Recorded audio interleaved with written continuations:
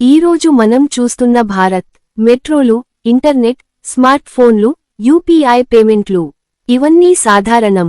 కానీ 1990లో భారత్ పూర్తిగా భిన్నంగా ఉండేది. ఆ రోజుల్లో ఇంటింటా టీవీ ఉండేది కాదు. ఒక కాలనీలో ఒక్కటి లేదా 2 టెలివిజన్లు మాత్రమే ఉండేవి.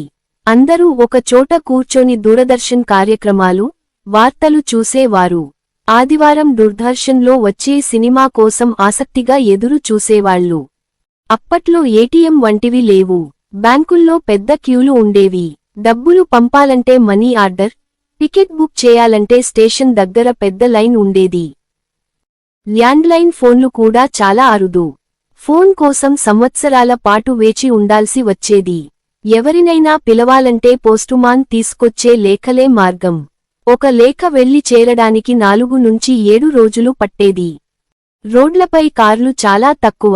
అంబాసడర్, ఫియట్ కార్లు మాత్రమే ఎక్కువగా కనిపించేవి.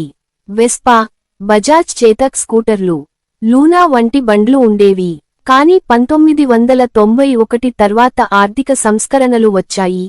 మెల్లగా విదేశీ కంపెనీలు వచ్చాయి. కేబుల్ టీవీ, కంప్యూటర్లు, మొబైల్ ఫోన్లు వచ్చాయి. అక్కడి నుంచి భారత్ వేగంగా మారడం ప్రారంభమైంది.